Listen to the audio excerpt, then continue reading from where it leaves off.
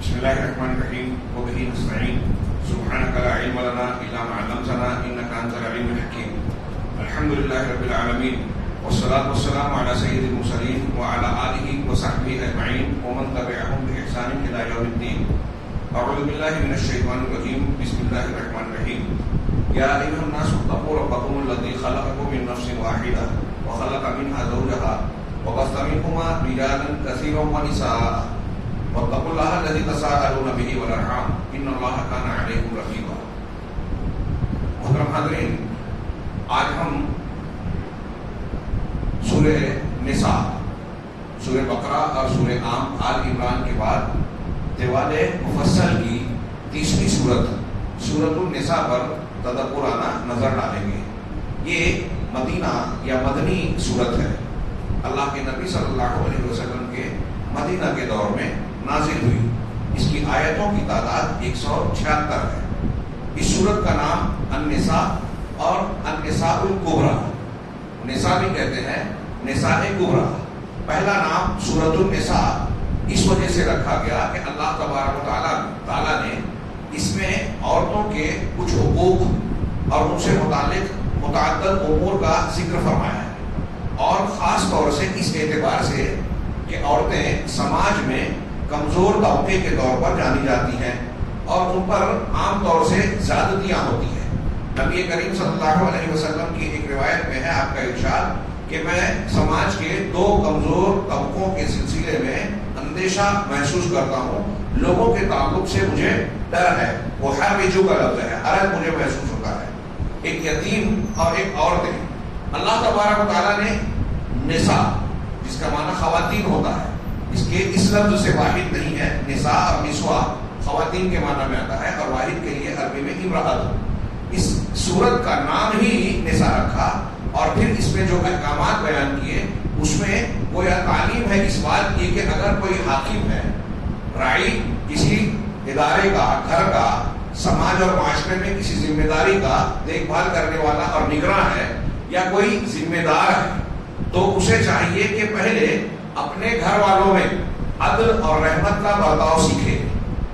آپ اگر گھر کے بڑے ہیں، کسی ادارے میں بڑے ہیں، کہیں اور ذمہ دار ہیں، آپ حاکم بن رہے ہیں، اقتدار حاصل ہے، تو اس معاملے کو، اس ذمہ داری کو لینے سے پہلے اپنے گھر میں انصاف کرنے والے بنے. حقدار کو حق دینا، کمزوروں کو خاص طور سے ان کا حق دینا، یہ بہت بڑا امتحان ہے اور ایک کامیاب سیاستدان کی سچی سیاست ہے جس کی تعلیم دین دیتا ہے. سیدنا ابوبکر صدیق رضی اللہ تعالیٰ عنہ نے خلافت حاصل ہونے کے بعد جو پہلی تقریر کی تھی، اس میں ان کا ایک جملہ یہ تھا کہ تم میں کا جو طاقتور ہے وہ میرے نزدیک کمزور ہے جب تک کہ میں اس سے اس پر واجب ہونے والا حق لے رہا ہوں، اور سماج میں تم میں جو لوگ کمزور ہیں میرے نزدیک وہ طاقتور ہیں جب تک کہ ان کو ان کا حق دلانا دو. دنیا کے بڑے بڑے سیاستدان بڑی بڑی باتیں کرتے ہیں، انہیں سیدنا ابوبکر صدیق رضی اللہ تعالیٰ عنہ کی اس سیاست سے سیکھنا چاہیے. سورہ نساء اور اسلام کی تعلیم سے بھی سیکھنا چاہیے. یہ سیاست یہ نہیں ہے کہ آپ دھوکہ دہی کر کے اپنا مطلب نکال لے ہوئے، اتھل پتھل کریں، جھوٹ سے کام لے ہوئے، کمزوروں پر ظلم کریں. یہ ناکامیاب سیاست ہے جس کا انجام اچھا نہیں ہوتا. آج پوری دنیا میں جو انتہا پسندی، دہشت، فرقہ وارانہ فسادات، ایک دوسرے سے جو جھگڑا، تناؤ، بے چینی پائی جاتی ہے، وہ اسی وجہ سے کہ سماج اور معاشرے میں انصاف نہیں ہے. کمزور طبقات کے ساتھ ان کے حقوق کی ادائیگی کی بجائے ان کے حقوق کو سلب کیا جاتا ہے. آج ہمارے ملک کے حالات بھی دیکھ لیجیے. تو جو لوگ یہاں گدیوں پر بیٹھے ہیں ان کا طریقہ اور مزاج یہ نظر آتا ہے کہ مالداروں کو اور مالدار بنایا جائے. ابھی لوگ تجزیہ کر رہے ہیں کہ قیمتوں میں اضافہ ہو رہا ہے، اور ایک طرف وزیر اعظم کی طرف سے راشن کی اور فلاں چیز کی مخصوص لوگوں کے لیے جو ہے اسکیم چل رہی ہے، تو قیمتیں بڑھا کر ٹیکس کی صورت میں عوام سے ہی زیادہ پیسہ لیا جا رہا ہے. اس کا کچھ حصہ عوام پر جو ہے مدد کے طور پر صرف کیا جا رہا ہے. اس کے بالمقابل جو بڑے ادیوگ پتی اور مالدار لوگ ہیں ان کے ٹیکسز میں، ان کی پابندیوں میں آسانی اور تخفیف کی جا رہی ہے. یعنی وہ کما رہے ہیں اور چھوٹے لوگ جو ہے وہ غریب سے غریب تر ہوتے جا رہے ہیں. اللہ تبارک و تعالیٰ نے سورہ نساء میں وہ یہ اشارہ کیا کہ آپ اپنے گھر میں جو آپ کا کمزور، آپ کے ماتحت خواتین ہوتی ہیں، پہلے ان کے ساتھ رحمت، شفقت اور اچھائی کا برتاؤ سیکھیں. ان کا حق ان کو ادا کریں، جس کو عدل اور انصاف کہتے ہیں. جب اس چیز میں آپ کامیاب ہو جائیں گے، گھر کے اندر حقوق کی ادائیگی میں جب آپ کامیاب ہوں گے تو رعایا کے حقوق کی ادائیگی میں بھی آپ کو کامیابی ملنے کا امکان ہے. جو شخص اپنے گھر کے کمزور لوگوں کو حق ادا نہ کرے، اس سے یہ توقع نہیں کی جا سکتی کہ وہ رعایا کے حقوق کو ادا کرے گا، اس کو کسی ادارے اور کسی ملک یا بستی یا شہر کا حاکم بنایا جائے. یہ پہلے نام کی وجہ بتائی. نسائے کبریٰ بھی اسے کہتے ہیں. کبریٰ بڑی، سب سے بڑی کا مطلب اس میں تفصیل ہے، مؤنث کا صیغہ. تو اس سورت کو نسائے کبریٰ اس لیے کہتے ہیں کہ 29ویں پارے میں جو سورۃ الطلاق ہے، اس سورۃ طلاق کو نسائے قصرا کہا جاتا ہے. صغریٰ یا قصرا، چھوٹی سورہ نساء. سورۃ طلاق نسائے قصرا ہے اور سورہ نساء نسائے کبریٰ ہے. اس سورت کی فضیلت میں ایک روایت انہوں نے پیش کی. اللہ کے نبی صلی اللہ علیہ وسلم کا یہ فرمان جو مسند احمد میں ہے اور الصحیحہ میں اس کو درج کیا ہے علامہ البانی رحمہ اللہ نے. اللہ کے نبی صلی اللہ علیہ وسلم کو فرمانے کہ من اخذ السبع الطوال فهو حبر. جس شخص نے 7 طوال کو سیکھ لیا، 7 مفصل لمبی صورتوں کو سیکھ لیا، وہ حبر ہے. حبر کی جمع احبار. اس کے معنی عالم کے ہوتے ہیں. یہودی علماء کو احبار کہتے ہیں. اتخذوا احبارهم ورهبانهم آپ بار بار سنتے ہیں. تو جو شخص، اللہ کے نبی صلی اللہ علیہ وسلم فرما رہے ہیں کہ جو ان 7 صورتوں کو سیکھ لے گا وہ حبر یعنی عالم بن جائے گا، بہت بڑے علم والا ہوگا. 7 طوال ان کو کہتے ہیں کون سی 7 صورتوں کو؟ سورہ بقرہ، آل عمران، سورہ نساء، مائدہ، انعام، اعراف اور سورہ توبہ. ان صورتوں کو جس نے سیکھ لیا نبی کریم صلی اللہ علیہ وسلم کی طرف سے اس کو سند ہے، سرٹیفکیٹ ہے کہ وہ علم عالم ہے. اس صورت کے ابتدائی مضمون میں اللہ تعالیٰ نے کہا وَآتُوا الْيَتَامَىٰ أَمْوَالَهُمْ، یتیموں کو ان کا مال ان کے حوالے کر دو، اس میں خیانت نہ کرو. اور لمبی آیت ہے. اسی طریقے سے شروع میں اللہ تعالیٰ نے ایک آیت میں فرمایا وَآتُوا النِّسَاءَ صَدُقَاتِهِنَّ نِحْلَةً، اور عورتوں کو ان کے مہر، جب آپ شادی کر رہے ہو تو ان کے مہر راضی خوشی دے دو، اچھے ڈھنگ سے، خوشنیتی سے، بطیب خاطر ان کو ان کے حوالے کر دو. مہر متعین کر دیا نکاح کے ٹائم، اور پھر ہماری یہ نیت ہو کہ ہم اس کو بہلا پھسلا کر معاف کروا دیں. نہیں، اللہ تعالیٰ کہہ رہے ہیں راضی خوشی ان کا مہر ادا کر دو.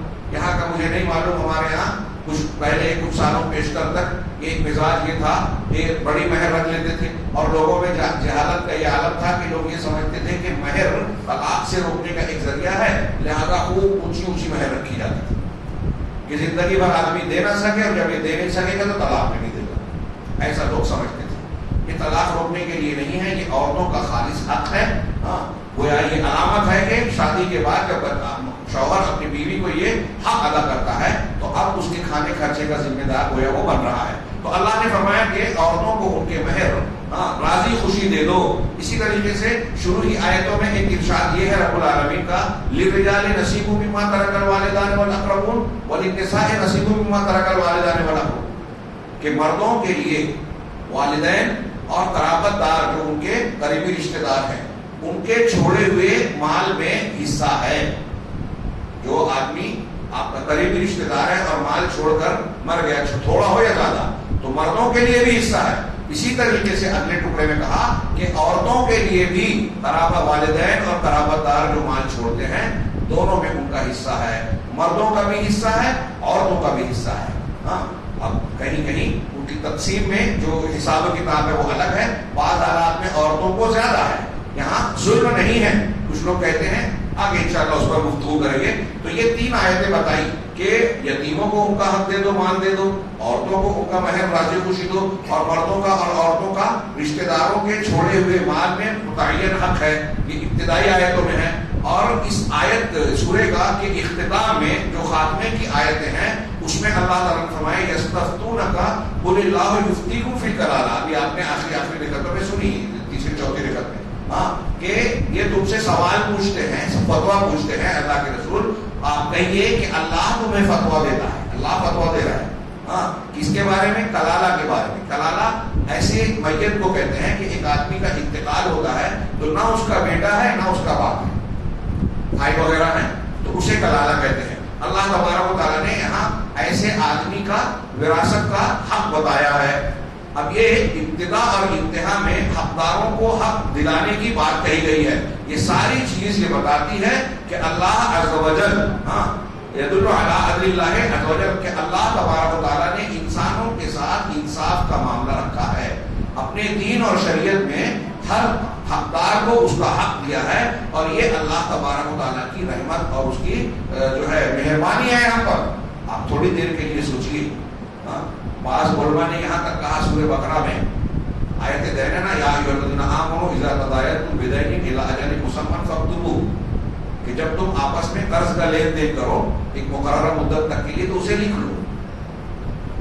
ان آیتوں کا میں حوالہ اس سے جوڑ کے کو دے رہا ہوں کہ اللہ تبارک و تعالیٰ ہمارے مالوں میں آپ نے وہ حدیث سنی ہوگی کہ اللہ کے نزدیک یہ دنیا پوری دنیا مچھر اور مکھی کے پر کے برابر بھی نہیں ہے. اس کی اہمیت نہیں ہے.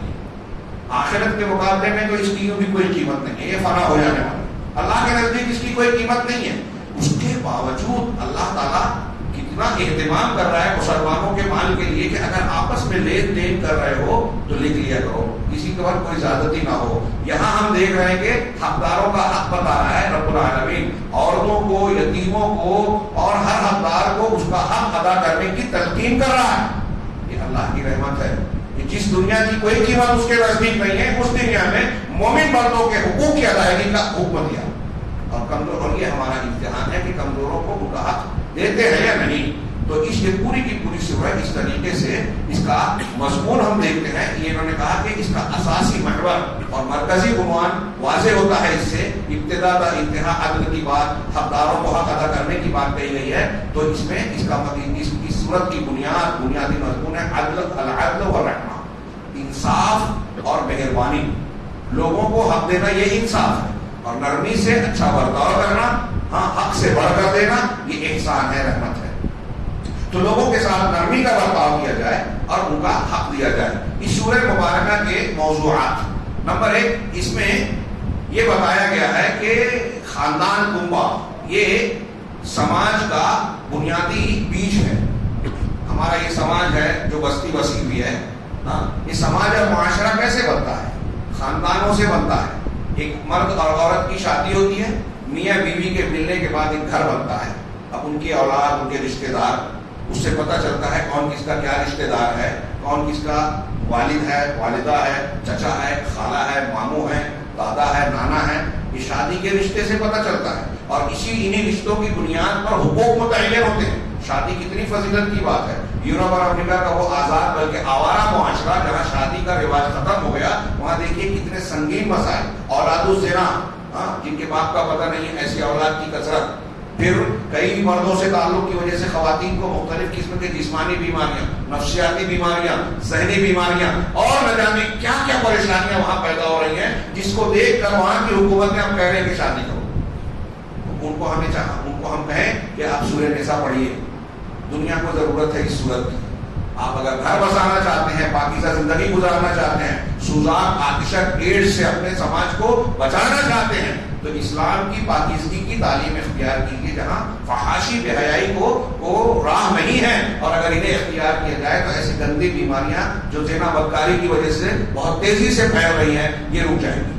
چنانچہ اللہ تبارک و تعالیٰ نے گویا اس میں یہ پہلا نقطہ بتا رہے ہیں کہ سماج کا بنیادی گٹھلی اور بیج جو ہے وہ ایک خاندان ہے, کنبہ ہے. وذالک علی طریق تدرج الرحم. اب یہ چیز جو ہے وہ اس صورت میں بہت ہی تدریجی, درجہ بدرجہ اور عمدہ طریقے سے رب العالمین نے بیان کی. ظاہر سی بات ہے کہ اللہ کا کلام, اللہ کے کلام میں خاندان کو بسانے, حقداروں کا حق متعین کرنے اور اس کے حقوق کو بیان کرنے میں اس صورت نے بہت ہی بہترین ترتیب سے چیزوں کو ذکر کیا ہے اور بیان کیا ہے. یہاں میں ایک اور بات ضمن کہہ دوں, یورپ اور امریکہ کا وہ سماج جو بکھراؤ کا شکار ہے, جہاں رشتوں کا علم نہیں رہا, جہاں بہت ساری بیماریاں, خاندان ٹوٹ پھوٹ کا شکار ہو گیا, بھائی ماں باپ بہت سے جانتے نہیں جانتے ہیں تو حقوق نہیں جانتے, ایک دوسرے کا احترام اور حقوق سے ناواقف ہیں. بٹ ماں باپ بوڑھے ہوئے تو اولڈ ایج ہوم میں بھیج دیا جاتا ہے, گورنمنٹ کے حوالے کر دیتے ہیں. بیٹوں کو فرصت نہیں ہے کہ ماں باپ کو وقت دے رہے, گورنمنٹ اگر مر جائے تو وہی تجویز و تکفین کر دیتے. ایک طرف ان کا معاملہ اتنا بگڑا ہوا ہے, لیکن دوسری طرف آپ یہ دیکھیں گے کہ اسلام اور مسلمانوں پر اعتراض کرنے کی جو فیکٹریاں لگائی گئی, فیکٹریاں کہہ رہا ہوں, بڑے بڑے ادارے بنائے گئے, بڑے بڑے بجٹ متعین کیے گئے. اسلام کے خلاف میڈیا پر جو کچھ محنت ہو رہی ہے آج دنیا میں وہ اتنی زیادہ ہے کہ بعض ملکوں کے بعض خبر رساں ایجنسیوں کا اتنا بجٹ ہے سالانہ جتنا بعض مسلم ملکوں کا سالانہ خرچ نہیں اسلام کو بدنام کرنے, اس پر الزام لگانے کے لیے. ہاں تو اس میں بہت سارے راستے اختیار کیے جا رہے ہیں. کوئی راستہ چھوڑا نہیں جا رہا ہے جس میں اسلام اور مسلمانوں کو نشانہ نہ بنایا جائے. یہ تہذیبی اور مذہبی جنگ ہے. لیکن اس میں مسلمان ہم اور آپ کتنے بھی غفلت کے شکار, بے حسی کا شکار ہے. ہمیں پتہ بھی نہیں بہت سی چیزیں. کچھ لوگ جانتے ہیں اور کچھ لوگ دفاع کر رہے ہیں, لیکن وہ ساری کوششوں, اخراجات, کوششوں اور محنتوں کے بعد بھی ناکامیاب ہو رہے ہیں. اس معاملے میں یہاں یہ کہنا چاہتا ہوں کہ جو انہوں نے منصوبہ بنا کر اسلام اور اسلام مسلمانوں کے خلاف تحریکات چلا رکھی ہے اور مسلمانوں میں جو شکوک و شبہات پیدا کرتے ہیں, شک شبہ پیدا کرتے ہیں, اور شاید آج ہمارے مسلم خواتین میں بھی بعض لوگ اس سے متاثر ہو رہی ہیں کہ کیا شبہ ہے. جتنے بھی اسلامی احکامات پہ اعتراض غیر مسلم دنیا سے, عیسائی دنیا سے کیا جاتا ہے, ان میں سب سے زیادہ اعتراض عورتوں کے حقوق اور گھر میں عورتوں کے معاملات پر, اسلامی خاندان کے حقوق, احکام و مسائل پر اعتراض کیا جاتا ہے. آپ غور کیجیے, ابھی آپ کے تو کرناٹک میں معاملہ ہوا حجاب کا, یہ پوری دنیا کا مسئلہ ہے. سوئٹزرلینڈ جیسے ملک میں جو امن والا کہلاتا ہے وہاں بھی یہ جھگڑا تھا. فرانس میں اس پر بہت کچھ ہو چکا, برطانیہ میں معاملہ کیس چل رہا ہے, کورٹوں میں مقدمات چل رہے ہیں. یہ حجاب کا معاملہ, ایک سے زیادہ شادی کا معاملہ جو اسی صورت میں ذکر کیا گیا ہے.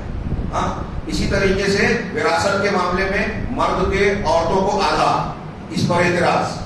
ہاں ایسے عورتوں سے متعلق احکامات کو بطور خاص نشانہ بنایا جاتا ہے, اور اس میں ہمارے لوگ جو جہالت کا شکار ہیں, ان حکمتوں کو, قرآن حدیث کو جانتے نہیں ہیں, وہ اس کا جو ہے شکار ہو جاتے ہیں.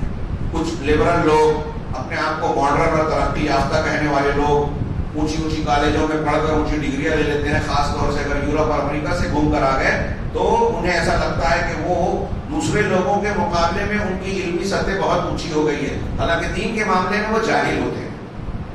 بہت مناسب لفظ کہہ رہا ہوں, جاہل ہوتے ہیں. ہاں ایسے ایک سب صاحب سے میری ملاقات ہوئی تھی ٹرین میں. ہاں کیا بتاؤں, وقت گھٹ جائے گا. تو وہ ایک جج کا حوالہ دے کے کہہ رہے تھے کہ پردہ جو ہے وہ جب محمد صلی اللہ علیہ وسلم آئے تھے تو اس زمانے میں عرب کے کچھ قبیلے کے لوگ, کچھ عورتیں جو ہے اوپر کچھ پہنتی ہی نہیں تھیں, اس لیے ان کو ڈھانکنے کے لیے کہا, تو آج ایسا سمجھا جاتا ہے کہ وہ پردے کا حکم دیا.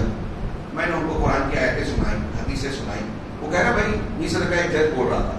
پھر میں نے کچھ دلیلیں دی, وہ کہ جج بول رہا تھا. اس کے لیے یہ بڑی بات تھی کہ ایک جج بول رہا تھا. میں نے کہا جج بول رہا تھا, یہ وکیل بول رہا تھا, یا سپریم کورٹ کا چیف جسٹس بول رہا تھا. اللہ بول رہا ہے, رسول بول رہا ہے, اس کے سامنے یہ جج کیا حیثیت رکھتے, جاہل ہے وہ جج. پہلی بات تو اس نے جو یہ بات کہی کہ عرب کے کچھ قبیلے کے لوگ اوپر کچھ پہنتے نہیں تھے, بالکل غلط ہے, ایسا کہیں نہیں ہے. مالدیپ میں جب ابن بطوطہ گیا تھا تو اس نے بتایا کہ مالدیپ کے مسلم غیر مسلم سب خواتین بھی اوپر کچھ نہیں پہنتی تھی. یہ ابن بطوطہ, اس پر اعتراض کیا جاتا ہے کہ اس کی ساری باتیں صحیح نہیں ہوتی, لیکن ابن بطوطہ کے سفر نامے میں آپ پڑھیے, میں نے کافی پہلے پڑھا ہے. تو وہاں ایسا تھا, عربوں میں نہیں تھا. یہ عربوں میں تو جاہلی اور کافر عورتوں میں بھی اتنی حیا غیرت شرم تھی کہ آپ وہ واقعہ پڑھیے بخاری کا, حاتم بن ابی بلتہ رضی اللہ تعالیٰ عنہ والا, کہ انہوں نے جو کفار مکہ کو خط لکھ کر بھیجا تھا. بات تھوڑی طویل ہو جا رہی ہے, یہ جو ایک دن میں کرنا چاہتا تھا شاید 2 دن لگ جائیں, لیکن میں سمجھتا ہوں فائدے سے خالی نہیں ہوگا. انہوں نے اللہ کے رسول, اللہ تعالیٰ نے اللہ کے رسول اللہ صلی اللہ علیہ وسلم کو خبر دے دی کہ ایسا ایسا خط جا رہا ہے, مکہ والوں پہ حملہ کرنے کا آپ کا خفیہ پروگرام تھا, منصوبہ تھا.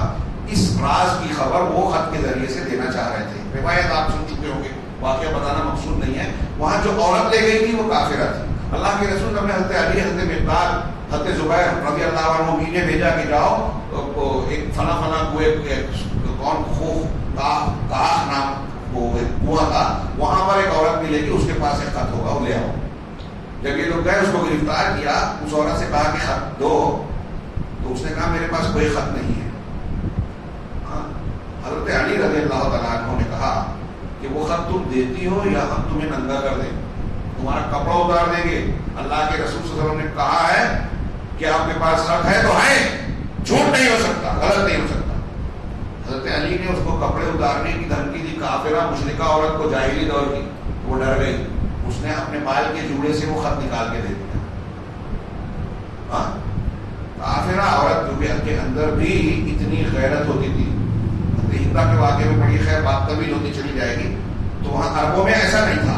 مختصر یہ کہ ایک جج نے یا فلاں نے کہا یہ یورپ اور امریکہ سے متاثر ہو کے ہمارے لوگ الٹی سیدھی باتیں کرنے لگتے ہیں، اور ان کے خود علم میں کمی ہوتی، قرآن حدیث کو جانتے نہیں ہیں، اور ہمارا عام آدمی اس سے متاثر ہو جاتا ہے. میں ایک جملہ ان میں سے جتنی چیزوں کو اعتراض کے طور پہ نقل کیا، اپنے اپنے مقام پر ہم گفتگو کریں گے، لیکن ایک جملہ خاص طور سے اپنی ماں بہنوں کے لیے کہہ رہا ہوں. آپ پہلے سے جانتی ہیں، لیکن یہ یقین کیجیے، لکھ لیجیے، اور یہ بالکل غلط نہیں ہے. اللہ کے گھر میں پوری ذمہ داری سے دلائل اور بصیرت کی بنیاد پر عرض کر رہا ہوں کہ اسلام نے عورتوں کو جتنی عزت اور جتنے حقوق دیے ہیں، دنیا کے کسی مذہب نے نہ یہ اتنی عزت اور حقوق دیے ہیں، نہ دے سکتے ہیں، نہ دیے ہیں نہ دے سکتے ہیں. عورتوں کے ساتھ یہ جو شو کیا جاتا ہے کہ مسلمانوں میں اسلام میں ظلم ہو رہا ہے، آپ دیکھیں گے کہ سب سے زیادہ عزت اور وقار کے ساتھ مسلم عورتیں رہتی ہیں. اور دنیا میں کوئی بھی عورت دکھائی دیتا ہے ہم کو ٹی وی کے پردے پہ، فلموں کے پردے پہ کہ بہت چمک دمک نظر آ رہی ہے، گلیمر نظر آ رہا ہے، خوبصورت کپڑے نظر آ رہے ہیں. ایک عورت یہاں تفریح کر رہی ہے، وہاں باغ میں ہے، وہاں گیت گا رہی ہے، بتائیے دکھائی دیتا ہے. لیکن آپ ان کی حقیقی پریکٹیکل اور عملی زندگی میں جا کر جھانکیں گے تو ہر جگہ آپ کو انتہائی المناک اور درد انگیز قسم کی کہانیاں ملے گی، المناک واقعات ملے گی. زندگی میں ان کے مایوسیاں ہیں، غم ہیں، پریشانیاں ہیں، مظالم ہیں. ان کے یہاں آج بھی جتنے قتل ہوتے ہیں، آپ ہندوستان میں دیکھتے ہیں نا کہ جہیز کے نام پہ یا کسی اور نام پہ کہاں معاملات ہوتے ہیں. کچن میں چولہا جو ہے وہ صرف بہو کو پہچانتا ہے. ہمارے یہاں آگ بڑھک گئی، بہو جل گئی، بیٹی نہیں جلتی. کیوں مرتی ہے؟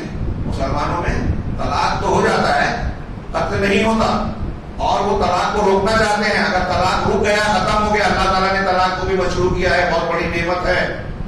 آپ کی بیٹی کی شادی کی آپ نے، اس کی نہیں جمی تو وہ زندہ کرا سکتی ہے، لیکن آپ نے طلاق کا راستہ بند کر دیا تو کچن میں مر جائے گی، بستر پر سوئی رہ جائے گی، اس کے کھانے میں زہر ہے خود بھی مل جائے گا. تو یہ فرق ہے. طلاق بعض حالات میں بری چیز ہے، لیکن بعض حالات میں یہ نعمت ثابت ہوتا ہے.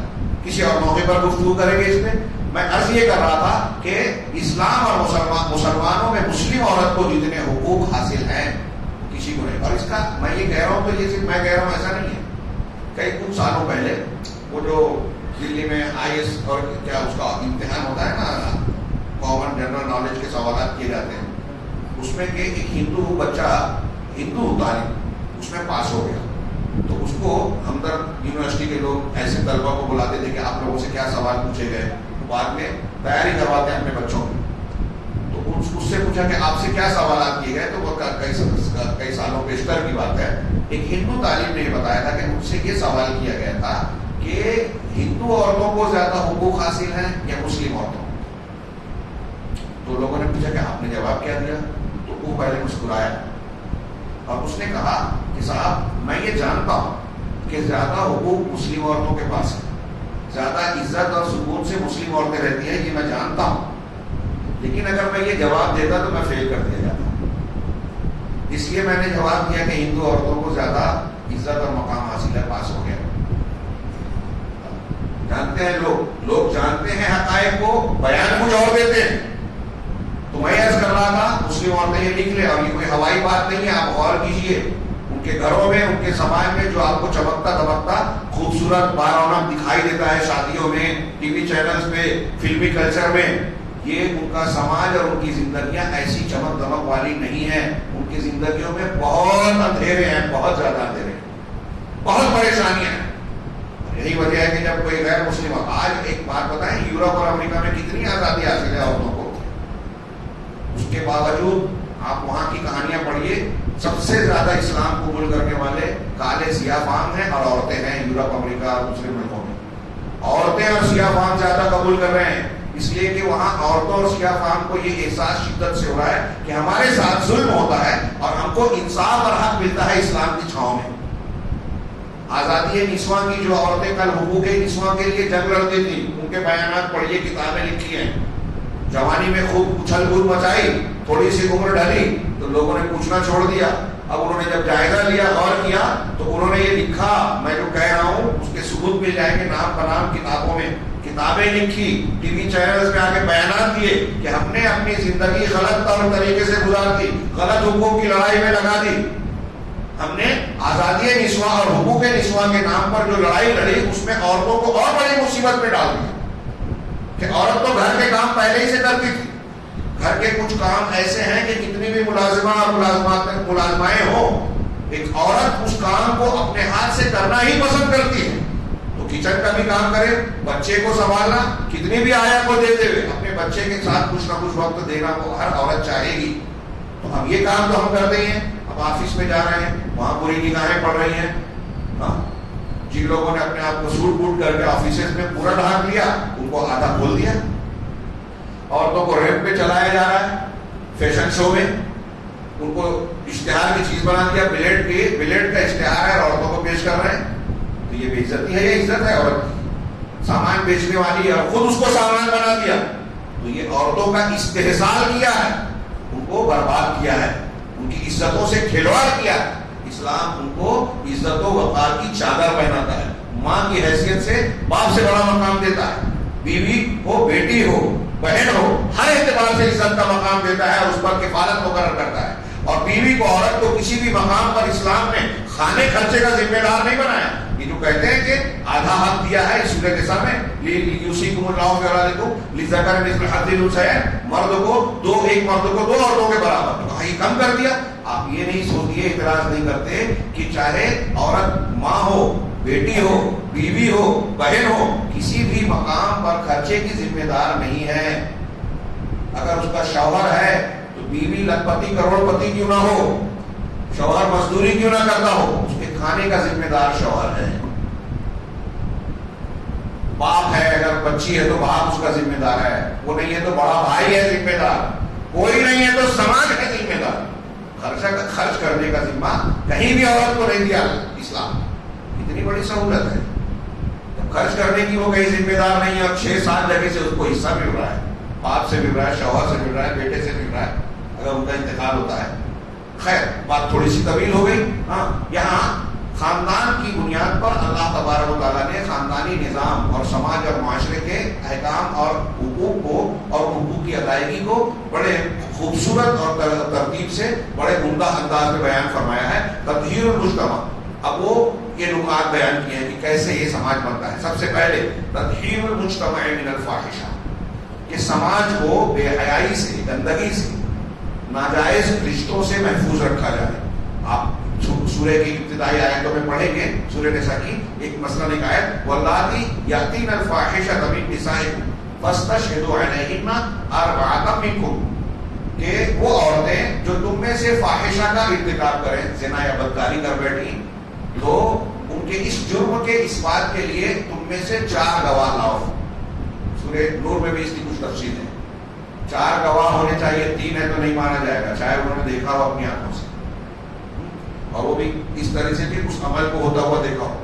کسی کی عزت اچھالنا معمولی بات نہیں ہے، اس لیے اسلام نے سخت رکھی. میری اور آپ کی دشمنی ہو جائے، اب آپ کے گھر کی عزت کو اچھالنے کے لیے میں آپ کے گھر میں الزام لگا دوں.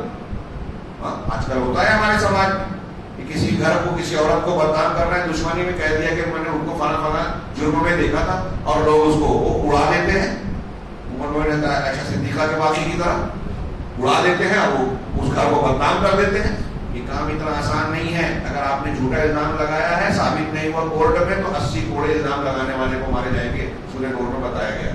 بہرحال سب سے پہلے اللہ نے یہاں کہا کہ 4 گواہ لاؤ. اب جب یہ ثابت ہو جائے کہ اس نے یہ بدکاری کی ہے، تو اللہ نے کہا کہ ان کو گھروں میں بند کر دو اور اللہ کے فیصلے کا انتظار کرو.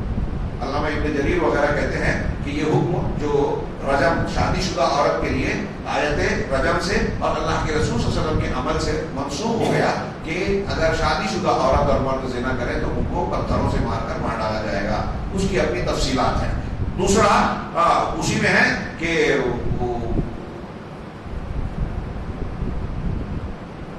کیا ہے، آگے آ رہا ہے وہ اسی طریقے سے ایک آیت میں فرمایا کہ یا ایھا الذین آمنوا لا یحل لکم ان ترثوا النساء کرہا، اے ایمان والو تمہارے لیے یہ جائز نہیں ہے، حلال نہیں ہے کہ تم زبردستی سے عورتوں کے وارث بن بیٹھو. جاہلیت میں ایک چلا آ رہا تھا، یہ روایت چلی آ رہی تھی کہ اگر شوہر کا انتقال ہو جائے تو اس کا بیٹا، سوتیلا بیٹا، جو عورت کا سوتیلا بیٹا ہو، بھائی بھتیجے ہوں، بھانجے ہوں اور قریبی رشتے دار، وہ اس عورت کی جیسے مرنے والے کا مال دولت ترکے کے طور پر تقسیم کرتے تھے، عورت کو بھی تقسیم کر دیتے تھے کہ اس کا وارث میں. تو اب گھر کے ہی لوگ کوئی بھی شادی کر لیتا تھا، کبھی کبھی بیٹا تک کر لیتا تھا، سوتیلا بیٹا یا کوئی اور رشتے دار کرتا تھا. اور اگر شادی بھی نہیں، رغبت نہیں ہوتی تھی تو اس کو روکے رکھتے تھے، اجازت نہیں دیتے تھے کہ کہیں بھی شادی کرو. تو اب بیوہ ہو جانے کے بعد وہ بیچاری گھٹ گھٹ کر جیتی، جیسے ہمارے یہاں ہندو سماج میں بیوہ کی شادی نہیں ہوتی اور اس کا اثر ہمارے یہاں بعض مسلم سماج میں بھی. اللہ تبارک و تعالیٰ نے اس ظلم سے روکا کہ عورتوں کے ساتھ ایسا ظلم نہ کیا جائے. زبردستی تم وارث بن جاؤ اور وارث بن کر جو اس پر حق جتاؤ کہ تم میری ملکیت ہو، نہیں. عورتیں ترکے کی تقسیم والی چیز نہیں ہے. اس میں اس آیت کو آپ آخر تک دیکھیں گے. تو اس طریقے سے ایک گندگی یہ تھی سماج میں، اسلام نے اس کو صاف کیا. پھر آگے ایک آیت ہے حرمت علیکم امہاتکم و بناتکم، اس میں کن عورتوں سے نکاح کرنا حرام ہے، ماؤں سے، بہنوں سے، بیٹیوں سے، پھوپھیوں سے، بھتیجیوں سے، بھانجیوں سے، اور ان عورتوں سے جو کیا نام ہے ہمارے بیٹے نے جن سے شادی کی، یعنی بہو سے، دو بہنوں کو اکٹھا کرنے سے، ان سب اس آیت میں بیان کیا گیا. اللہ نے فرمایا کہ یہ فاحشہ ہے، یہ گندگی ہے. اسی طریقے سے اللہ تبارک و تعالیٰ نے یہ بھی فرمایا کہ ان آیتوں میں کہا کہ یہ چیزیں جائز نہیں ہیں. اور پھر آگے کہا کہ اگر کوئی عورت کھلے طور سے کوئی فحاشی کا ارتکاب کرتی ہے تو پھر اس کے تعلق سے تم ایکشن لے سکتے ہو، کاروائی کر سکتے ہو. لیکن عام حالات میں کہا وعاشروہن بالمعروف، کہ ان کے ساتھ معروف طریقے سے معاشرت اختیار کرو، عورتوں کے حق ادا کرنے، اچھا برتاؤ کر کے ان کے ساتھ زندگی گزارو. اسی طریقے سے قطع اسباب الفاحشہ، فاحشہ اور بے حیائی کے اسباب کو کاٹ دینا، اس میں جن عورتوں کو حرام کیا گیا. اور پھر اسی طریقے سے اللہ تبارک و تعالیٰ نے کہا کہ تمہارے لیے جائز ہے وہ عورتیں جو ان رشتوں کے علاوہ ہیں، جن کو تم اچھے انداز سے رشتہ دو، ان کا حق ادا کرو اور پھر ان سے اصول کے مطابق شادی رچاؤ، ان کا مہر ادا کر کے. اللہ نے یہ بھی کہا کہ اگر تم میں سے کوئی شخص شادی کی طاقت نہیں رکھتا، ومن لم یستطع منکم طولا، تو پھر اپنی جو مومنہ لونڈیاں ہیں ان کو اپنی زوجیت کے طور پر رکھ سکتا ہے. اور پھر حدیثوں میں بیان کیا گیا کہ اگر شادی کی طاقت نہیں ہے تو روزہ رکھو. یہ کسر شہوت کا بہترین ذریعہ ہے. سماج کو دیکھیے ان گندگیوں سے پاک. یہ میں نے کہا کہ ان آیتوں اور ان کے جو احکامات ہیں، اس کی تفسیر میں اور حدیثوں میں جو بیان کی گئی ہے، اس کی آج ہمارے سماج کو بہت شدید ضرورت ہے. یہ موبائل، گندی تصویریں، فلمیں جو قدم قدم پر زنا، بدکاری کو ہوا دینے اور ان کو بھڑکانے اور پھیلانے کا ذریعہ بنتے ہیں. یورپ اور امریکہ کا جو کلچر ہم دیکھ رہے ہیں، اس کی جو بھیانک نتائج ہم دیکھ رہے ہیں، یہ انسانوں اور انسانیت کو تباہ کرنے کی طرف لے جا رہے ہیں. رشتے نامعلوم ہو جاتے ہیں، بیماریاں پھیلتی ہیں، خاندان ٹوٹ جاتے ہیں، حقوق نامعلوم ہو جاتے ہیں. کون کس کا کون رشتے دار ہے جب یہ پتہ ہی نہیں ہوگا تو حقوق کیسے ہوگا؟ کون سی لڑکی کس سے نکاح نہیں کر سکتی یہ کیسے معلوم ہوگا؟ ایسے واقعات یورپ میں ابھی آپ پڑھ سکتے ہیں کہ ایک آدمی کے پاس ایک آدمی نوکری کرنے گیا تو بیٹا اس کو کھانے پینے کے بھی مسئلے تھے، اور وہ اس کے کتے بھی بہت پیسے والے تھے، یعنی کتے بھی بہت لمبا چوڑا خرچہ اور بجٹ رکھتے تھے. کافی کچھ تحقیق کے بعد جب تعارف ہوا تو پتا چلا کہ اسی کا بیٹا ہے. اس کی ماں سے اس کا ناجائز تعلق ہوا، بیٹا پیدا ہوا، اس کو پتہ بھی نہیں تھا. بعد میں پتا چلا کہ یہ اس کا بیٹا ہے، یعنی کسی کا بیٹا تھا، اور اس کا کتا بھی اس سے زیادہ اچھے ہاتھ میں تھا. پتہ ہی نہیں ہے کہ بیٹا ہے، پتہ ہی نہیں ہے کہ ماں ہے، اور رشتوں کا لحاظ بھی نہیں ہے. شادی بیاہ کرنے اور جسمانی تعلق کا خیر بات تھوڑی طویل ہو جائے گی. تو یہ سارے خرابیاں ان تعلیمات کو پسے کش ڈالنے سے ہوتی ہے. اسلام کی یہ تعلیمات یورپ، امریکہ اور آج کے زمانے کی بہت بڑی ضرورت ہے. اسی طریقے سے وہ فاسد گروہ، وہ گروہ جو فساد پھیلانے والے ہیں، سماج میں بگاڑ پیدا کرنے والے ہیں، ان کو ہٹا دینا اور ان کے لیے توبہ کا دروازہ کھلا رکھنا. سورہ نساء کی آیت نمبر 16 میں اللہ نے ارشاد فرمایا، 16، 17، 18 میں وَاللَّذَانِ يَأْتِيَانِهَا مِنكُمْ، وہ دو لوگ جو بے حیائی کا ارتکاب تم میں سے کریں. اب اس کی تفسیر میں کئی باتیں ہیں. اس سے کچھ لوگوں نے کہا کہ مرد اگر جنسی تعلق قائم کرتے ہیں، لواطہ جس کو کہا جاتا ہے، ہاں یہ مراد ہے. کچھ لوگوں نے کہا کہ مرد اور عورت. کچھ لوگوں نے کہا کہ اس سے مراد وہ ہے جو غیر شادی شدہ لڑکے اور لڑکی ہیں. اگر یہ دونوں جسمانی تعلق قائم کرتے ہیں تو اللہ نے کہا فَآذُوهُمَا، ان کو تکلیف دو، سزا دو. فَإِن تَابَا، اگر وہ دونوں توبہ کر لیں، وَأَصْلَحَا، اور اصلاح کر لیں، سدھر جائیں، فَأَعْرِضُوا عَنْهُمَا، تو ان دونوں سے اعراض کرو، چھوڑ دو. یہ ابتدائی شریعت میں تھا. اگر کنوارے لڑکے لڑکی کی بات لے میں تو سورہ نور میں آیت آ گئی کہ اگر کنوارا لڑکا اور لڑکی زنا کرتے ہیں تو ان کو 100 کوڑے مارے جائیں گے اور 1 سال کے لیے شہر سے باہر نکال دیا جائے گا. یہ ان کی سزا ہے. اور شادی شدہ کے لیے رجم ہے. فَأَعْرِضُوا عَنْهُمَا إِنَّ اللَّهَ كَانَ تَوَّابًا رَحِيمًا، یقیناً اللہ تعالیٰ خوب توبہ قبول کرنے والا، نہایت مہربان. اور پھر اس کے بعد اللہ نے توبہ کی بات کی کہ انما التوبۃ علی اللہ للذین یعملون السوء بجہالہ، کہ توبہ اللہ تبارک تعالیٰ ان لوگوں کی قبول کرتا ہے جو برائی کو جہالت کی بنیاد پر کرتے ہیں. ابو العالیہ کہتے ہیں کہ جو بھی گناہ کرتا ہے آدمی وہ جہالت کی بنیاد پر ہی ہوتا ہے. اس کا یہ مطلب نہیں کہ اگر ایک عالم نے یا جانکار آدمی نے گناہ کیا تو اس کی توبہ نہیں ہوگی. وہ گناہ کی حالت جہالت کی حالت ہے. تو جہالت میں کی ثم یتوبون من قریب، اور پھر جلد ہی وہ توبہ کر لیتے ہیں. وَلَيْسَتِ التَّوْبَةُ، آگے کیا آیت فرمایا کہ ان لوگوں کی توبہ اللہ قبول نہیں کرتا کہ وہ گناہ کرتے رہتے ہیں جب موت کا وقت آتا ہے کہتے ہیں کہ اب میں اللہ کی طرف پلٹتا ہوں. ہاں، یا گناہ کرتے رہتے ہیں اور کفر کرتے ہیں. کافروں کی توبہ قبول نہیں کرتا. ہاں. نمبر 2، یہ پہلا مقام تھا. نمبر 2، آج یہی 2 نکات پر ہم پوری بات کر لیں گے درس کو باقی انشاءاللہ کل کے درس میں، کہ اسلام میں عورتوں کا مقام اور مرتبہ، اور یہ بات کہ عورتوں کے لیے بھی میراث میں مردوں کی طرح پورا یا برابر کا حق ہے. حقدار وہ بھی ہے، مقدار کم زیادہ ہوتی ہے. اب بھائی کی جیسے آپ کم زیادہ کی بات کر رہے ہیں تو باپ کی، بیٹے کی، ان کی بھی مقدار کم زیادہ ہوتی ہے. یہ ناانصافی کے لیے نہیں ہے، بلکہ یہ اللہ تعالیٰ جانتا ہے کہ کون کتنا حق رکھتا ہے اور کس کو کتنا ملنا چاہیے. تو عورتوں کو بھی حق رکھا گیا، بلکہ کبھی کبھی اس کا حق بعض حالات میں دوسروں کے حق پر زیادہ بڑھ جاتا ہے. عورتوں کے حقوق کو بیان کرنے والی سورہ نساء کی کئی آیتیں ہیں، جیسے لِلرِّجَالِ نَصِیبٌ مِّمَّا تَرَکَ الْوَالِدَانِ وَالْأَقْرَبُونَ وَلِلنِّسَاءِ نَصِیبٌ مِّمَّا تَرَکَ الْوَالِدَانِ وَالْأَقْرَبُونَ. مردوں کو جس طرح رشتہ داروں اور والدین کے ترکے میں حق ہے، اسی طرح اگلے ٹکڑے میں کہا کہ عورتوں کا بھی حق ہے.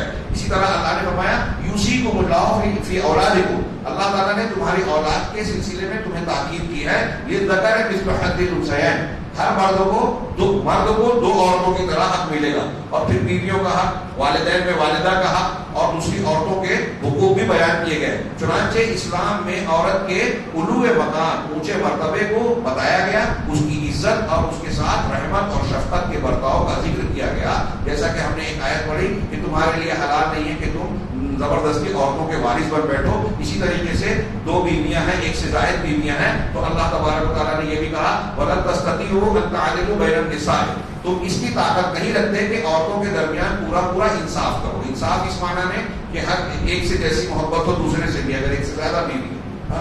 اب یہاں اسی کو بنیاد بنا کر ہمارا کہتے ہیں کہ دوسری مت کرو. جو ہمارے بس کی بات نہیں ہے وہ اللہ اس پہ ہم نے نہیں پکڑے گا، جو ہمارے بس میں ہے اس پہ پکڑے گا. اب جیسے عورتوں میں انصاف ضروری ہے تو بیٹوں میں بیٹیوں میں بھی انصاف ضروری ہے نا. تو کوئی مرد کوئی عورت یہ بولتی ہے کہ ایک بچہ پیدا ہو گیا تو اب دوسرا پیدا نہ ہونے دیا جائے، تاکہ ایسا نہ ہو کہ ہم انصاف نہیں کر پائیں گے تو اللہ پکڑے گا. 2 بیوی کرنے میں لوگ منع کرتے ہیں. اسی صورت میں اللہ تعالیٰ نے حلال کیا نا کہ یہ بھی برائیوں کو روکنے کا ایک ذریعہ ہے کہ اگر تم شادی کرنا چاہتے ہو یا تمام نساء میں تمہاری لیے تو تم کو جو جائز اور پسند آئے 2 2 3 3 4 4 سے شادی کر سکتے ہو. اگر انصاف نہ کرنے کا ڈر ہے کہ نہیں کر پاؤ گے تو پھر ایک ہی پر اتفاق کرو. ہم کی جب آیت پڑھتے ہیں خاص طور سے مائیں بہنیں تو ہمیں لگتا ہے کہ یہ غلط ہے. غیر مسلم بھی اعتراض کرتا ہے تو فوراً ہمارے لوگ قبول کر لیتے ہیں.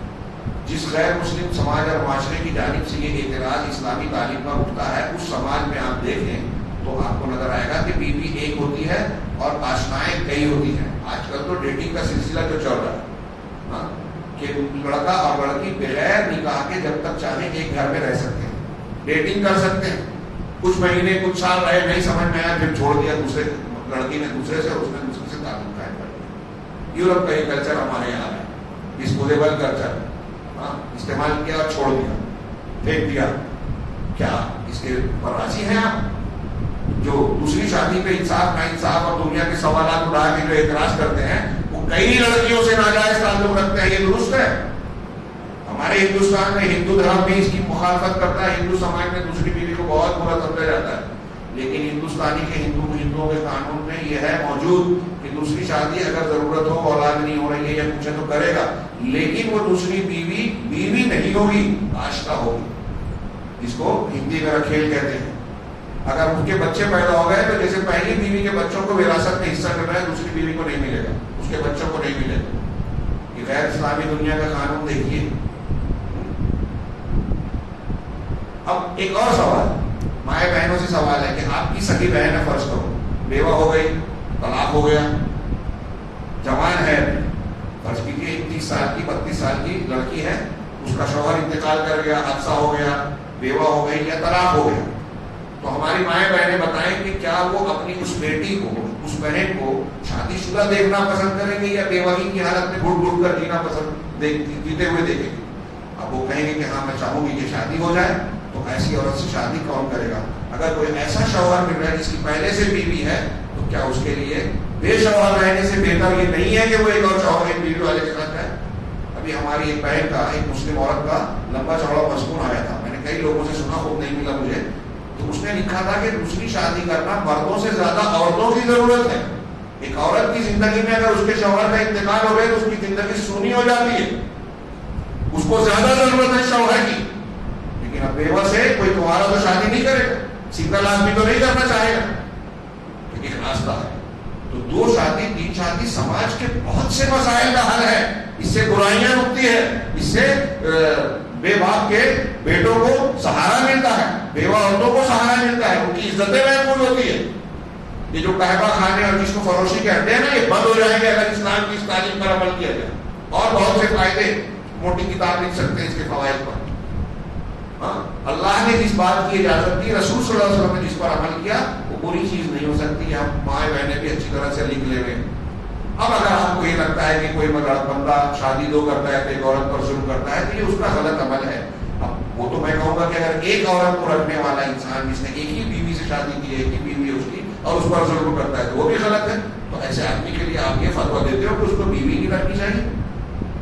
खैर, ये एक नुकता पूरा कर दूं कि इन आयतों में अल्लाह ताला ने कहा कि अगर तुम औरतों के दरमियान अगर हिर्स और चाहत भी रखो तो पूरा इंसाफ नहीं कर सकते। लेकिन ऐसा नहीं होना चाहिए कि फला तमीलु कुल्लल मैल, ऐसा नहीं होना चाहिए कि पूरी तरीके से किसी एक की तरफ मायल हो जाओ, फतज़रूहा, तो और उस औरत को दूसरी औरत को छोड़ दो, कल मुअल्लक़ औरत की तरह। वही तुस्लिहू व तत्तक़ू, और अगर तुम सुलह इख्तियार करोगे, अल्लाह का तक़वा इख्तियार करोगे तो ये तुम्हारे लिए बेहतर है। ये उसके बाद जो है तीसरे नंबर पर इन्होंने बताया कि रिश्तेदारियों का की तवज्जो देना, यतीमों का ख्याल रखना, उनके हुकूक को इंशाअल्लाह ये कल के दर्स में हम जानेंगे। अल्लाह तबारक व तआला हमें दीन को, कुरान को समझने की